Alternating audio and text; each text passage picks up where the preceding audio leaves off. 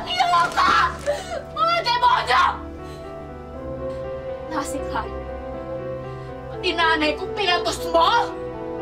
At ikaw naman? Anong klaseng nanay ka, ha? Pinabantayan ko yung asawa ko para hindi ahasin? Pero pala ikaw yung mismong ahas dito sa pamamahay natin!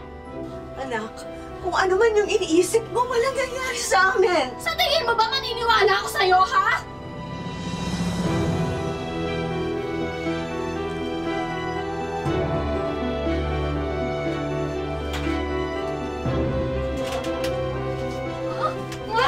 Walang iya ka, bakbuin ka! Papakahirap ako sa Maynila para magpadala ng pera dito? Nagtitiis ako na hindi kumain ng masasarap yung pala ikaw yung nagpapakasaya at nagkakainan dito! Mayla! Ka nga magsilantalo dito? Pakinggan mo muna yung paliwanag ko kasi.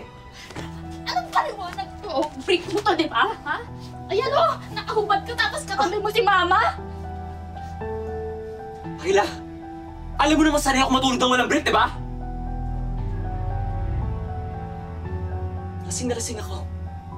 Bali ko ba natabihan ko kay mama mo? Ano to? Magkatabi lang? May nangyari agad? Problema kasi sa'yo. Ang dumi-dumi ng isip mo. Nakita mo? May nangyari sa amin, ha? Nakita mo? Natutulog lang kami.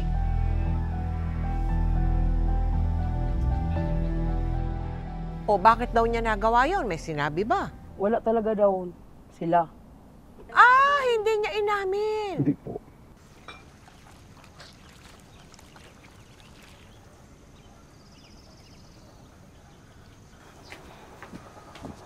Akin na nga yan. Akin to, ito, at ito. Ako na maglalaban ito. Gusto mo maglaba? Ito, yan labhan mo. Hindi gamit ng asawa ko. Alam mo ma, ngayon nandito na ako. Ako nang gagawa ng lahat ng mga bagay para sa asawa ko. Nagkamali ako na umalis ako dito sa bahay. Hindi ko dapat inasa sa iba yung obligasyon ko bilang isang asawa. Lalong-lalo na yung obligasyon ko ng pagsiting sa asawa ko. Sa halip na magpasalamat ka, dahil sa pag-alaga ko sa asawa mo, ako pa ngayon yung pinagdududahan at pinagbibintangan mong ahas? At kung sawa nga ako, eh sana, naabutan mo ako kagabi na nakalingkis sa asawa mo. Bakit, Myla? Nakita mo ba kaming dalawa ni July na may ginagawa kagabing masama? Sabihin mo nga sa akin, anak. Mula noon ay hindi na nagkibuan at nag-usap ang mag-inang Lusing at Myla. Hanggang sa...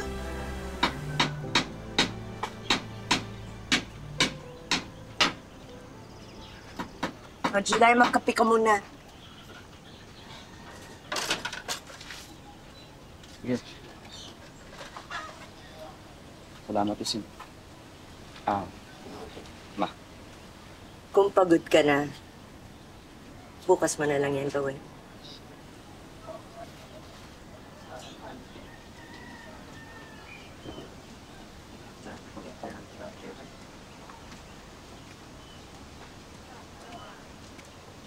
July, ang ginagawa mo dito? Bakit magkasama kayo ni Mama? Sa likod bahay na ako titira mula ngayon. Para wala nang samaan ng loob. Mas mabuti na bumukod ako sa inyo. Kasi kahit ano pang pagmamagandang loob ang gawin ko, ako pa rin naman ang masama sa paningin mo. Hindi naman po sa ganon. Kahit sino po kasing taong nakakita sa inyo nung gabing yun, mag-iisip ng hindi maganda. Pero pasensya na po kung may nasabi akong masakit. Kayo mag-alala. Hindi na ako babalik ng Maynila. Dito na lang ako magtatrabaho kahit maliit lang yung sweldo. Ayoko mangialam sa inyo.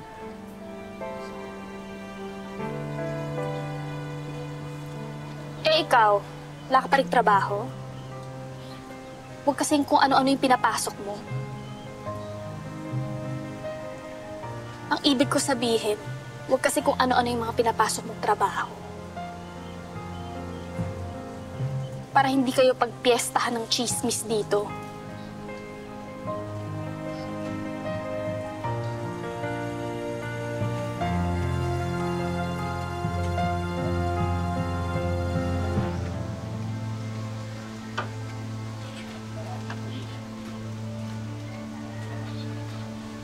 Ano na yan? Aabot hanggang langit ang galit sa akin ng anak niya.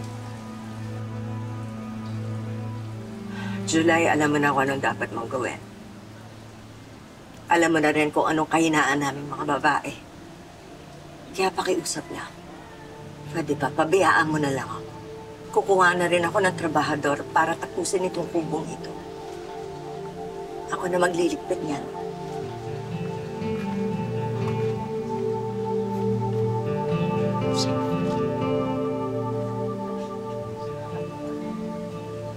Sige na. Asikasuhin mo na yung asawa mo. Yung anak ko.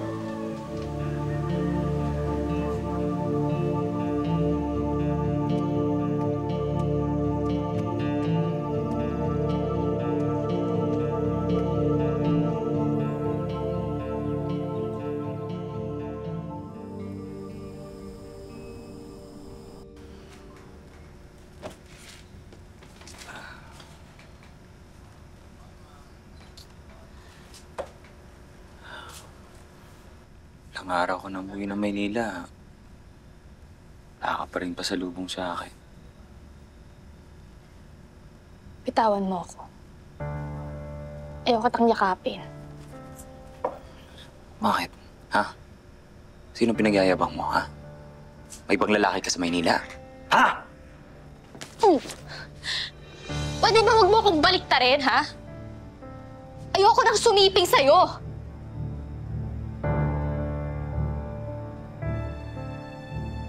Pagkatapos ng nadatnan ko dito sa pamamahay na to, ha? Bumabaliktad yung sikmura ko. Nakakasuka kayo! Laban mo na. Bakit? Nagsiselos ka sa sariling ina. Ha? Ba? Tawad mo ko! Alam kong mahal mo pa rin ako. Alam kong gusto mo pa rin ako. Pakipot ka lang. Bitawan mo! Ano ba?